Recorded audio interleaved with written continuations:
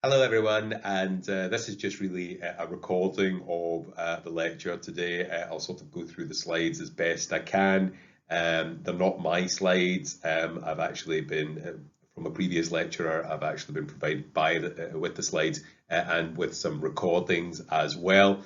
So I'm going through sort of notes, or at least I've had to listen to all of those in order to sort of get the lectures together for you. But it's a very interesting sort of overview of the history of computer games. And in this particular segment, we're looking at the 1940s up to the 1960s. And I can't believe that computer games and computing in general has a sort of a history that's nearly that long, nearly 80 years, nearly 100 years now, which is just utterly amazing. You would sort of think that it was a recent affair, but it's not.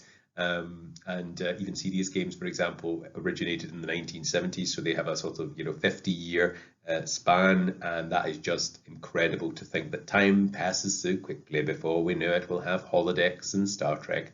So a few things. People have given me feedback across all the years. This is honours year, second year and first that I teach at, and they've said that they were unable to sort of see the slides as I prance around my living room. I can only apologise for that because I was trying to sort of give you the experience of a live lecture and what it would actually be like. And I sort of missed the fact that people can't actually read the slides.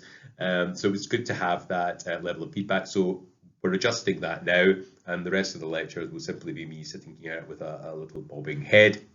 And it's also sort of optional to show up for these things now, of course, unless you have any questions about the coursework.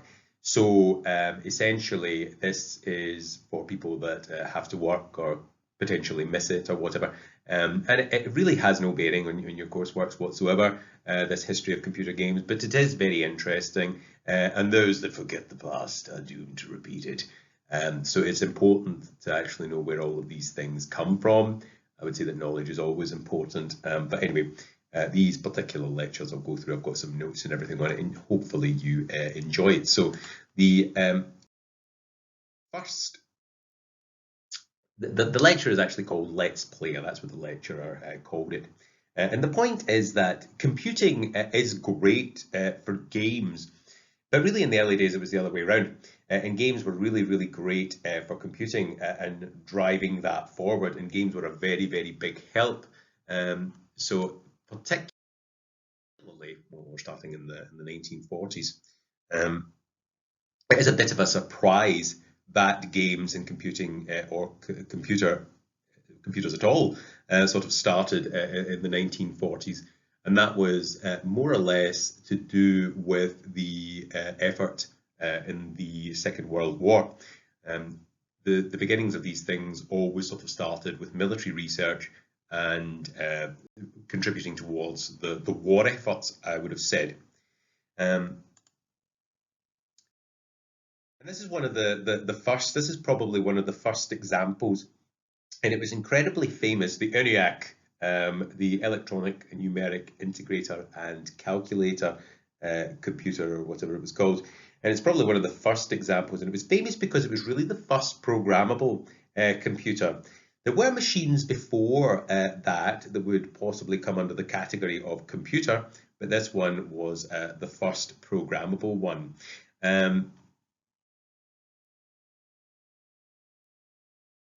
And it was developed on the 14th of February, Valentine's Day, 1946 at the University of Pennsylvania. First programmable computer.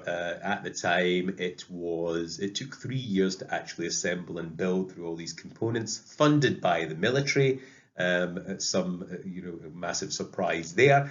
It was about 500,000, $500,000 at that time, which is equivalent to greater than 6 billion in today's economy. And it was 30 tons. Now, I don't know if any of you have been in the military, but if you think of those big sort of green trucks that go around, they call them 4-tonners because they're in fact 4 ton.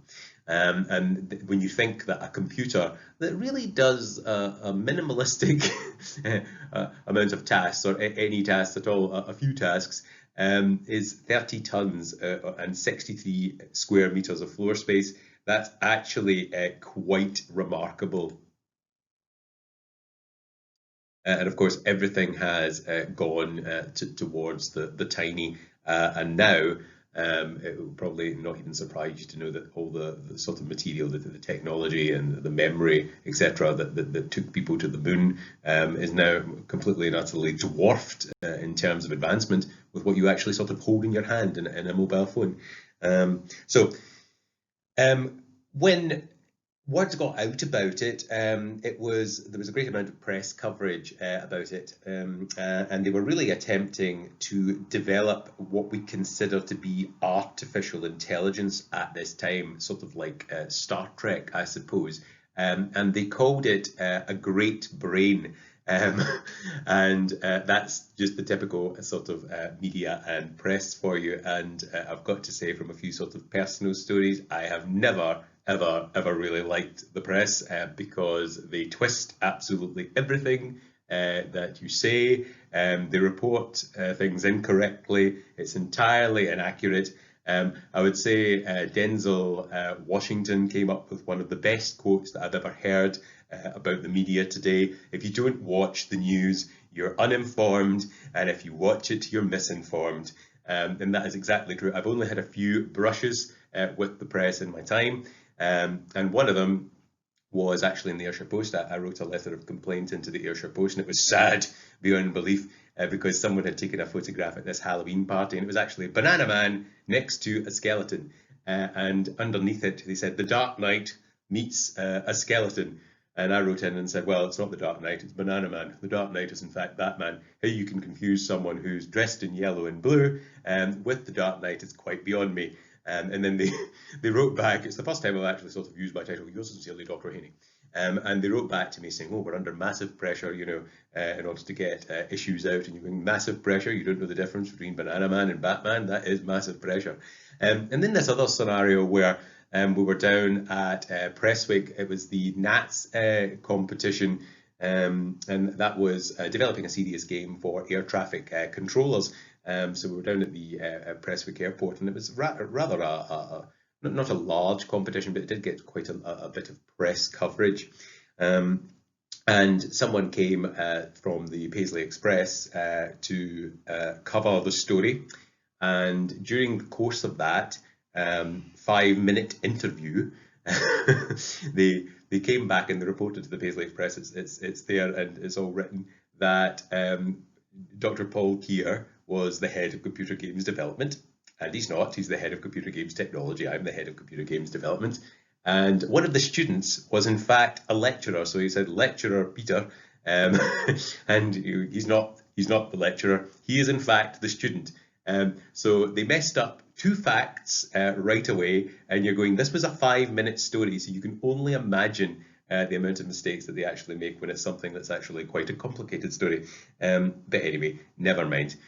So it was playing to people's sort of preconceptions of what AI should have been at that time. So they referred to it as a great brain. And I don't really necessarily know what you think of AI. I understand, from what I understand myself, people have to more or less program computers to learn. I had this sort of Londoner friend who was always sort of drunk with me in the houses of residence or house of residence at the Thornley Park, and he would always say, when we program computers to learn, mate. And you're going, yes, that's a lovely idea, but understand what you're saying. People actually have to program computers to learn. People make mistakes, and when you actually see what people have produced, I teach programming, and you'd be surprised how, you know, even sort of simple programs are beyond people. Like Hello World, they've got to give you that in a template now. Or very, very simple programs are sort of beyond students, perhaps, at times. So the idea of actually creating an artificial intelligence is, I don't think it's going to happen, to be perfectly honest. And that's just my opinion on it. You can have a number of algorithms, etc., in order to sort of reproduce it, but I don't think we're going to have Skynet at any point. You know. So what have I got here? Oh, there's John Connor. So, you know, they can't be bargained with. They can't be reasoned with. I can't be bargained with. I can't be reasoned with. I don't feel pity or remorse or fear. and I absolutely will not stop until Skynet rules this world. He's like a professor, really. I will not stop until I get my next EU research grant. Commander Data from Star Trek. Once again, do we have any of that? Probably not. The best sort of example that we sort of have of that is at the University Open Day, where we have this little 30 grand robot going about. They can kind of slightly carry on a conversation with you, but it's not realistic at all. War Games. This was a very sort of popular movie back in the 80s with Matthew Broderick. And essentially, it was a game of tic-tac-toe that sort of got out of hand. You should watch it. It's actually hilarious when you consider it in today's sort of perspective. And essentially what he does is he eventually says, tic-tac-toe in at the end. And the machine, the artificial intelligence that's basically playing World War with the planetary defense systems says, oh, tic-tac-toe. It's probably better off not to play because there can be no winner. And it comes to this realization all by itself, which of course wouldn't happen. What else have we got? This is actually Superman 3, and you have a machine here, this great big massive sort of computer. Oh, I can draw in these. Just occurred to me. You have this great big sort of massive computer here. Let's see, I have it in red. Yeah. And it's blasting Superman here with kryptonite, and it's fantastic. But eventually it comes to self-realization, and it wants to live, and it starts feeding itself. And you're going, oh, for the love of God. But that's the sort of views of computers in the 80s. Then, of course, we have the sort of collective artificial intelligence that we all sort of know and love from Star Trek. We are the Borg. Lower your shields and surrender your ships. We'll add your biological and technological distinctiveness to our own. Your culture will adapt to service us. Resistance is futile. Yes, I'll get rid of that. Yeah. So that's what I sort of think of as artificial intelligence. They're, of course, cybernetic, which means they're a sort of combination of biological and artificial life. And then, of course, we have this folksy Terminatrix from Terminator 3, Rise of the Machines. And that was always hilarious to me because Skynet, in fact, ended up being software and not hardware. So there we go. And then we have Arnie. In that particular movie, they get round his programming by saying, you're going to fail this mission. My CPU is a learning computer. The more I interact with humans, the more I learn.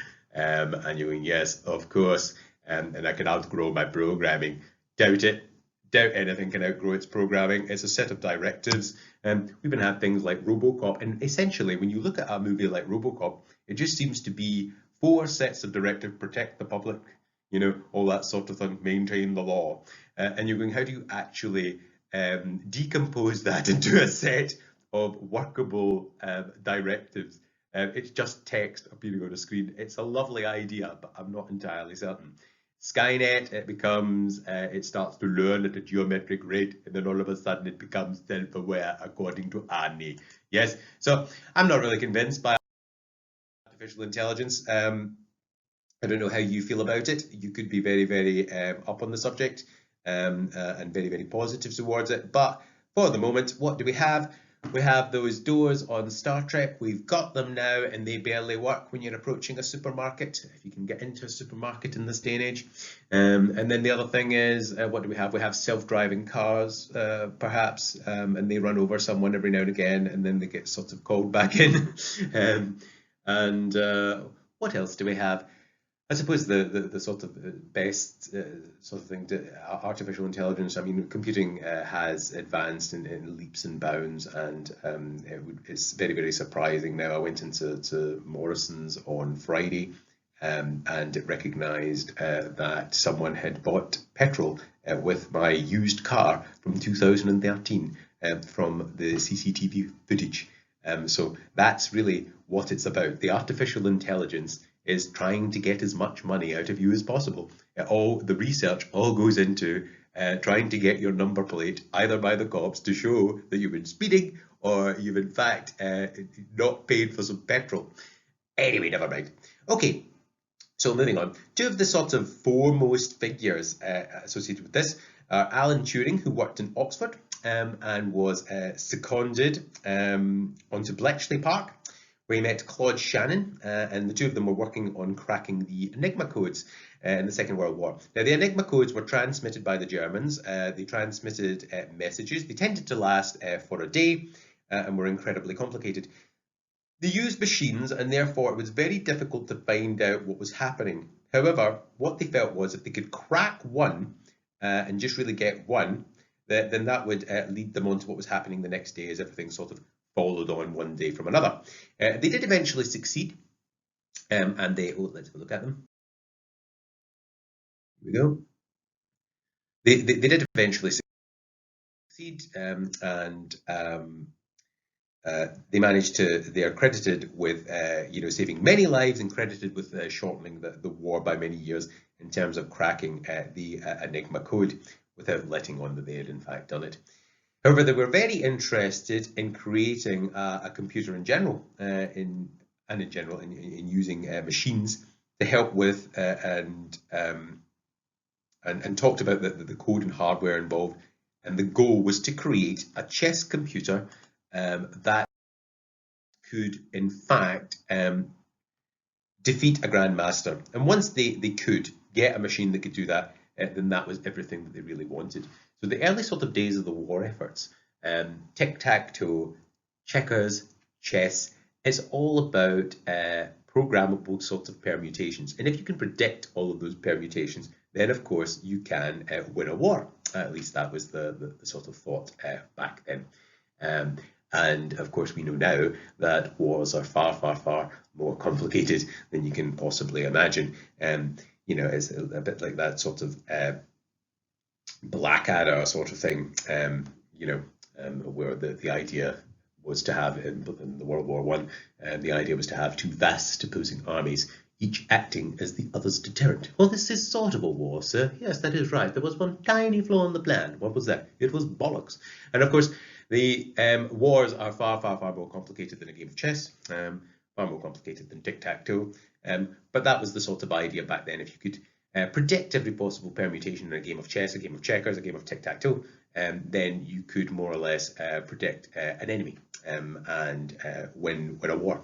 Okay, so in 1947, just after the war had finished, Alan Turing became the first person to actually write a computer chess program.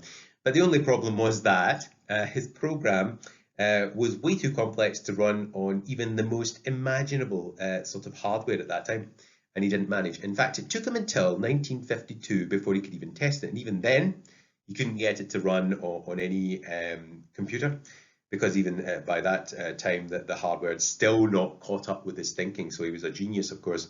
So what he did was he played as the computer and played against a colleague of his who was a good chess player, and he followed the instructions that the code told him to perform, and despite that, he in fact lost. So there you go. Right, moving on to the 1950s. So it's nice to think that all of this sort of starts in the 1940s. Moving on to the 1950s, in 1951, the British government, there's a sort of link there to a video. In 1951, the British government started the Festival of Britain and felt that after the austere years of the war, they wanted to do something that was good to boost morale within the country. And part of it was also to show that British ingenuity and British companies and British people had been undaunted by the war and had come through it relatively unscathed, which of course was a complete and utter lie. But the Festival of Britain took place all across Britain in different cities and at different events. Okay, so this included the exhibition of science. It included the exhibition of science, which was in London, and a number of companies were asked to supply exhibits to showcase the latest piece of technology that they were working on. And Ferranti were in fact asked to create something. Yes? They were an electronics company. They had worked in various systems to do with the war effort, but they also produced a number of electronic things. They were asked to come up with something and they agreed. However, about a fortnight before that, they realized that they had absolutely nothing. They had bupkis. This engineer, they of course started panicking, and they had an engineer called John Bennett, who came along. It was actually an Australian, and he came up with an idea. Okay, so Festival of Britain, Exhibition of Science, excellent, good stuff. And his idea was this. He came up with a new machine called Nimrod. And he was a very keen player of a mathematical game called Nim. And Nim is a two-player strategy game that involves a little bit of mathematics and something like matches, or anything really, but matches, for example, are laid out in bundles. And what each player has to do is take a number of matches each time, and you have to avoid taking the very last match. So leave just one match and your opponent has to pick it up. So in a very short time, Bennett had created, using the components that Ferranti actually had, a computer which would play Nim against a human. Now, the thing about it was that Nim was, or Nimrod was in fact massive. It was 12 foot wide, 5 foot deep, 9 foot high, and other measurements as well. So it was an absolutely massive piece of kit, and only really played the one thing. It was only just Nim. Yep, there we go. And Bennett's purpose was that he wanted to show the mathematical prowess of the machine, to demonstrate that the machine had various mathematical powers. And that is all that he really wanted to do with it. The press, however, advertised, because I hate the press, however, advertised after having seen it as being faster than thought. Oh, God, unbelievable. Oh, another sort of brush I've had with the press is one of my relatives was in the paper for something, a distant relative, I suppose, and I quite enjoyed it because she was guilty and it was fine. But in the paper, actually, this small town rag, where we actually all originate from, it said she decided to plead guilty. And you're going, they can't even spell check, you know. She's pleading guilty, not guilty. She's soft, strong, and long, and guilty. Anyway, that's me, just my hatred of the press. There's been a few people, because my research area is games-based learning, and we've had a few people sort of contact the university asking reporters, you know, because games sort of took off in an educational capacity, and they're wanting to speak to an expert in games-based learning. One of the administrative assistants called me and said, "Oh, Thomas, would you be willing to speak to this reporter?" No, absolutely not. They will just twist everything I say. Never. No comment, no comment. Absolutely no comment. Okay, so they have advertised this as being faster than thought. And of course, when the public come to see it, it turns out they are not actually interested in the science behind it or the maths. I know they really wanted to play against it. And a vast number of them got to do this at the Exhibition of Science. And they were queuing up to do this, as a matter of fact.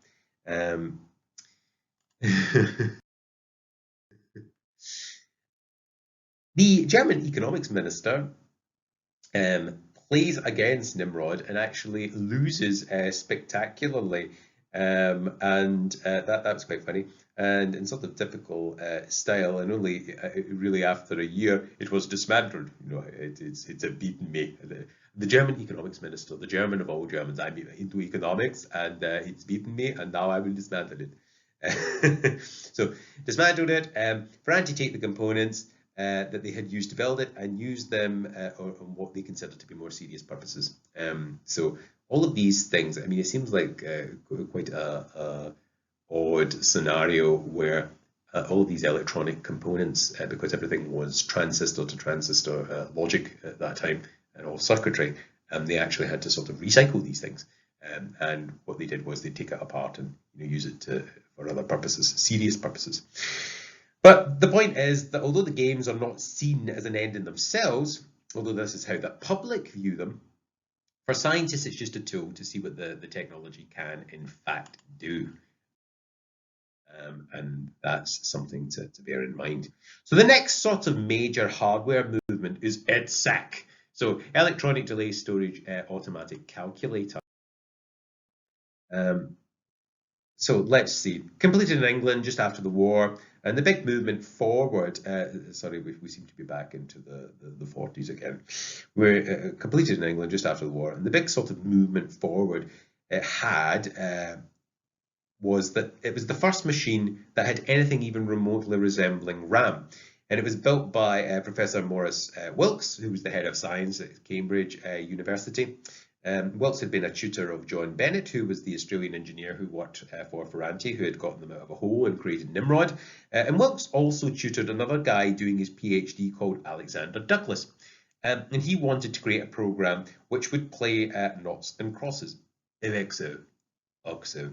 And he created that and used it for his PhD thesis, wrote it up and published it, and then immediately forgot about it. And that is that is quite common when it comes to a PhD thesis or theses, where you think to yourself, I will use this as a means to an end to get my doctorate, and everything will be cool. And then years later, I will stir off it in the loft and go, what did I do with my life?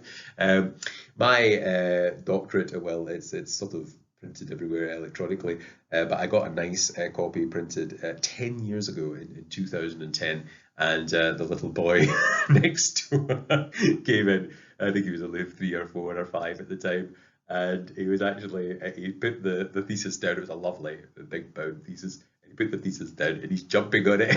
And his mum's, running, Jake, don't dare, don't. How naughty of you! And I says, don't be ridiculous. He's going to be an academic, that boy. He knows full well that that's a load of nonsense. So that's typical sort of PhDs. You write them, they are a means to an end, and then you tend to sort of slightly forget about them, unless you're in a sort of fortunate position like myself, where it does in fact relate and is inextricably interconnected to your research field, which is quite nice. At least that's the idea. Okay, so there you go. In the USA, very much at the same time, very much the same attitude pervaded games in terms of being a way of proving that what machines could actually do. So in America, the big one that was used was drafts or checkers. And a guy called Art Samuel, who worked for IBM, created a checkers game. Again, this game was for research and not entertainment. And that was not really the purpose of it. And completed his first version of the game in 1952 and continued to work on it as a sideline in addition to what he should have been doing. And by 1955, he'd in fact created a game which could actually learn from the mistakes that it was making. Yeah, or at least learn from the sort of permutations of mistakes. So if it did something and got beaten, then it would learn not to do that again. And now, when news of that actually got out, overnight it added 15% to IBM's share prices. And just news that they had created a machine that could learn made their share prices increase. Although I suppose that in 1955, this played to what everyone's perceptions of what they thought these machines could do, which was certainly sort of borrowed from science fiction, and therefore a machine that could learn was seen as a dramatic leap forward. And it would take until 1961 until Samuel actually perfected his program. But the big thing was that in 1961, Samuel's program actually played against the current US champion, but this time it won. Amazing, instead of losing. That's good stuff. Okay, moving on to this, the Brookhaven National Laboratories ran an open day every year where they would invite schools, organisations in to see what they were doing. They were a military establishment doing scientific research for the military. And they had an open day in 1958. Again, the same sort of thing. They were wondering what they could showcase to the public to impress them. So like the sort of Ferranti scenario earlier. And two of their staff, a guy called William Higginbotham and Robert Vorak, I can never pronounce that, Vorak, created Tennis for Two. And they used an oscilloscope and two controllers, and those controllers could basically move your bat or player up and down, and you had a button that could hit the ball, as it were. And the difference between this game, Tennis for Two, and other games was that Tennis for Two kind of worked from the side, and it basically, the view was really as if you were viewing a tennis match, as if you were standing by the side, you're kind of watching, that sort of thing.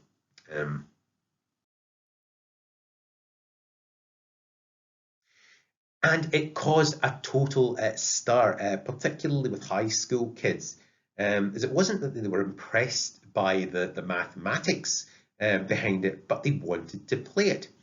And it was used again the following year and then dismantled in a story sort of similar to other places to make room for more serious work. So these components were also stripped. And seeing you actually go to places like Computerspiele in Germany, the Computer Games Museum, and you see these things. I've actually got pictures somewhere. I could possibly dig them out and show you them all. But when you see these things, they are deeply unimpressive. You look at them and you think, my God, they actually had to strip that back to its components, dismantle it, and use it for other things. They were that poor back then. And it is an eye-opener. We don't know that we're actually born. Okay, so that brings us rather nicely into the 60s. And this is a strange story, but rather interesting one. I have a very sketchy memory past prior to 1980. My professor always used to think I was far, far older than I was. I'm not really entirely certain why that was the case, but he said, "Do you remember, back in 1974, that thing happened?" And I said, "Well, actually, my memory gets very sketchy." Prior to 1980, because I wasn't born until 1980. So when we get to the 1960s, there's only two things I know about the 60s. I wasn't born yet and no one cares. Peace. So anyway, rather interesting story.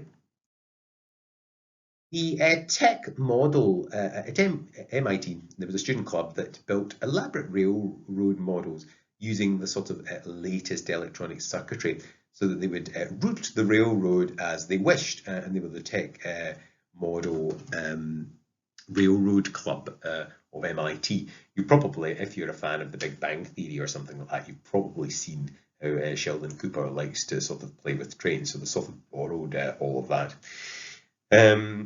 So they could reroute these things. They were a very popular club. They attracted geeks, nerds. A Scottish person can't say nerds, so I can't say the word nerd without actually saying it. And these people, and I am a geek and a nerd myself, so I believe that the geeks shall inherit the earth because of our cynical, genius-like cleverness.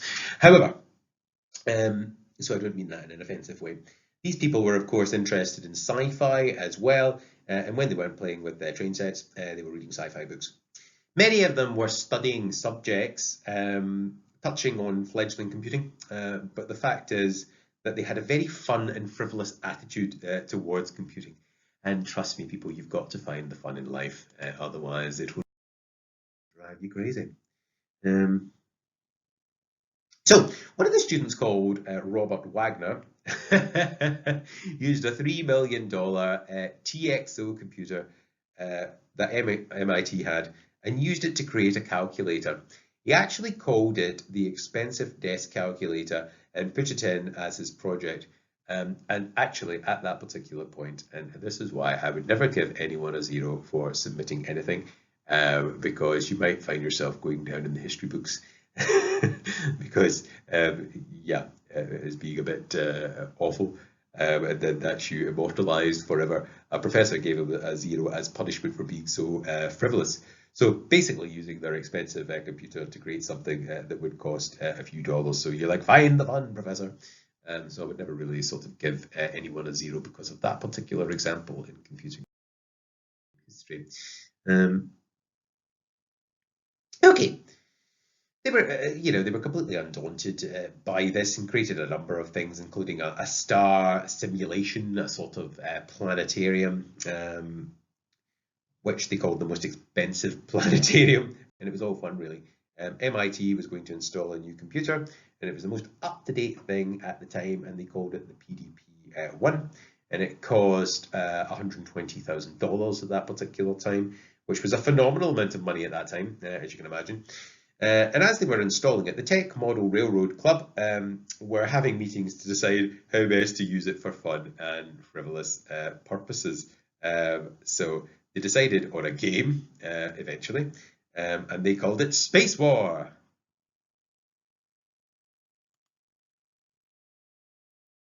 So, create a game, decided how long they were, they decided they were going to create a game, and long before they had decided how they were going to do it, they had decided that they were going to call it Space War, okay?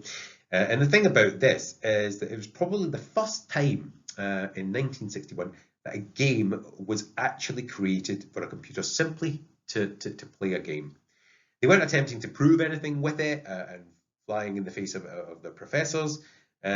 And they just wanted to play and combining interests, which was building sci-fi and stuff from sci-fi, and they completed their game in 1961. There were a few issues with it, but they eventually succeeded. The expensive sort of planetarium, which was the Zero Mark project used previously, was used as it was discovered that without a background, the game was difficult to see and it was difficult to get the bearings. So once they put the star field in the background, it became far better, and it became very popular with other MIT students. And at the end of the day, in the labs where it was housed, there would be a queue of students standing outside to work after hours, but only really to play Space War. So there you go, the first sort of example of a game for entertainment. The guys that had created it toyed with the idea of selling it, but the big problem was that it really required an incredibly expensive piece of hardware to play it, and that, of course, they decided was a non-starter. So they gave it away for free, as it had no life outside the room where it was in fact installed. And as I say, when you actually see these things, they are deeply unimpressive when you see them, but you think by today's standards anyway. That takes us rather nicely to a guy called Ralph Baer. Now, we are sort of back in the 50s here, but it's necessary in terms of context. So Ralph Baer, the start of the 1950s, he's working for a military contractor and taking components and building television sets. Now, what he notices in the first instance is that he has a little control using the vertical and horizontal hold in that he can change the lines on the television. Now, this was a bit of a novelty. He showed it to a few people and they had a laugh, but essentially thought nothing more of it. You can see that this is the entire genesis of being able to create play video games on TVs. And the main thing here is that you had some input into your television, and it was very basic, and there was no particular use for it.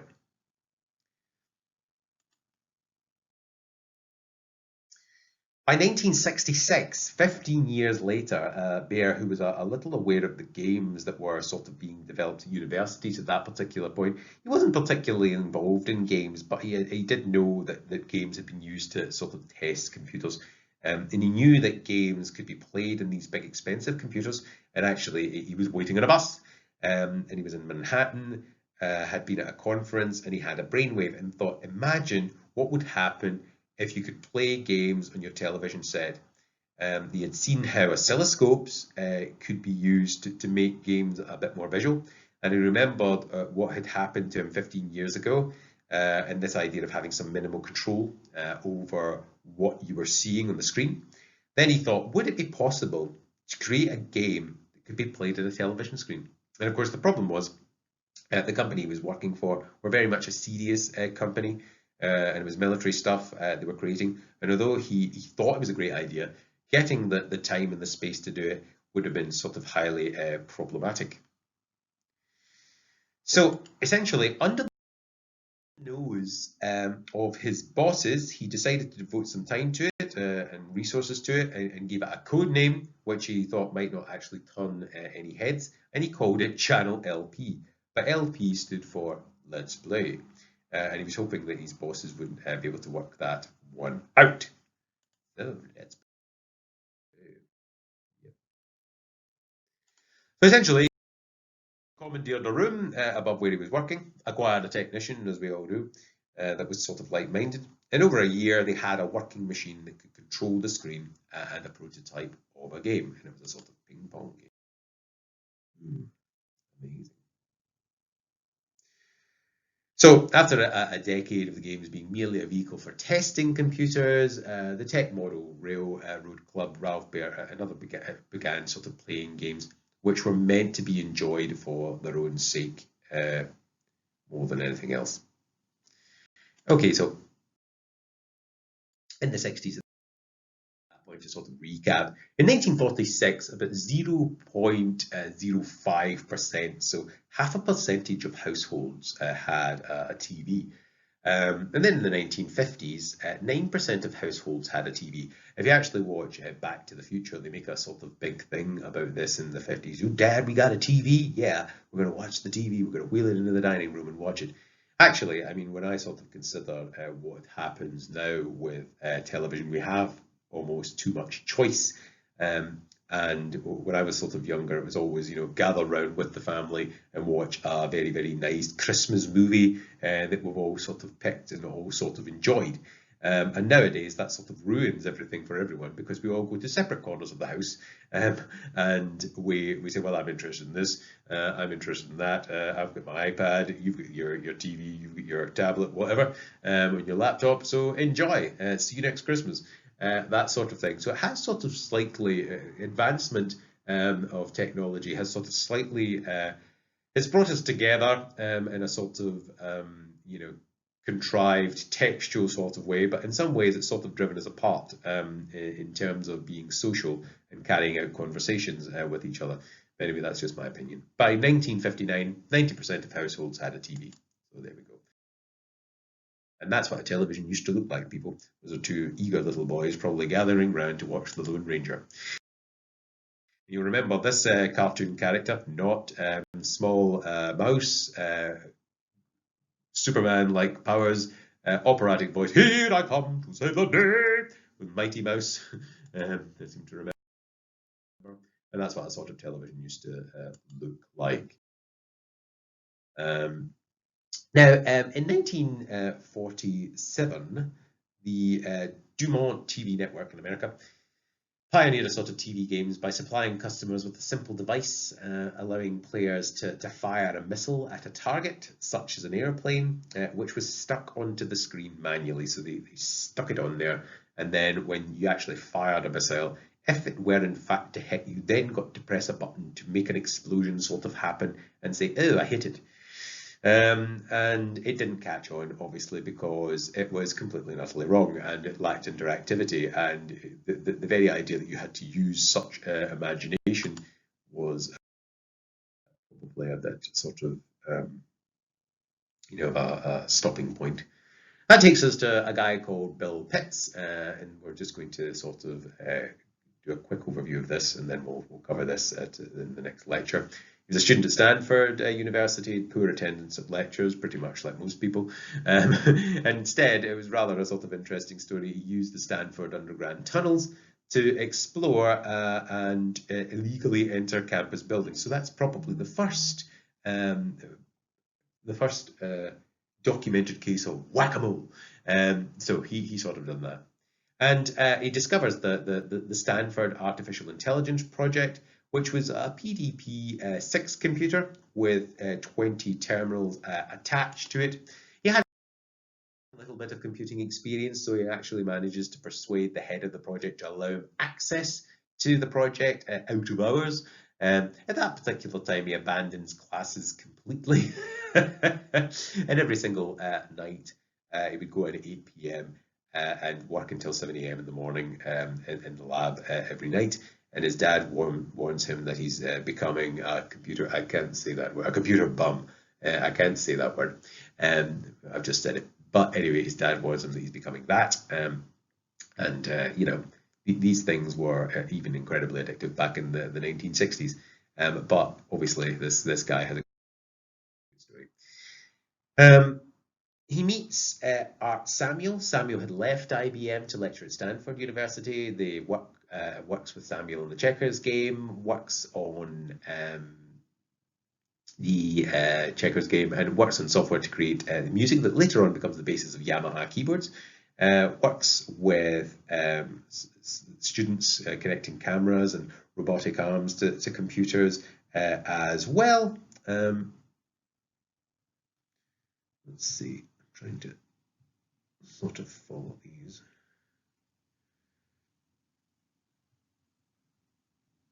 But most importantly, for our purposes, is he actually gets to play Space War. So then, at that particular time, he invites his friend Hugh Tuck to play Space War. Tuck suggests that if they could make a coin-operated version of Space War, then that would be absolutely brilliant. They would make a fortune. The problem is the PDP is a very large and expensive piece of kit, so the idea is incredibly impractical. And they have to wait a little while until the PDP 11 actually sort of comes out. Yes, and that's a wee bit more in the price range, so costing about $20,000. And at that price, Pitts and Tuck conclude that they can have a coin-operated version, which is in fact slightly viable. So they go and borrow money from Tuck's wealthy parents, and they create a game called Galaxy Game, which is their version of Space War. So it's 10 cents per game, 3 games for 25 cents, and the winner in fact stays on. Stanford University Union agree to take it at that point. And this is at the point where Nolan Bushnell. Now, all of these names should start to sound very, very familiar, and we can probably see where they're going with it. Discovered Space War, Utah Uni in the mid-60s. And he has an interesting background in the amusement industry. And he was actually trying to create a sort of coin-operated version of Space War on a Data General Nova. So that was a piece of kit that was about $3,995, and he was working with his colleague, sort of Ted Dabney. But the computer was far too slow. And by the late 1960s, they had almost sort of given up. So you can sort of see where that's going. Amusement industries at that particular point were seen as, well, not amusement arcades. I'll leave that for another time. But I shall wrap that up there, and we will continue with this next week, because I think I've probably bombarded you with sufficient. But as you can see, we're getting two sort of versions of Space War here. One that's sort of well developed in a highly expensive piece of kit, and one that's not quite as well developed, but running in a cheaper piece of kit. So hopefully we get some degree of commonality, even though it doesn't really happen. Anyway, I shall leave it there, and hopefully you've enjoyed this overview of history, and we'll pick it up next week when we go from the 1960s to the 1980s. And I'll go and deliver this in a live capacity now. Okay, right, see you later.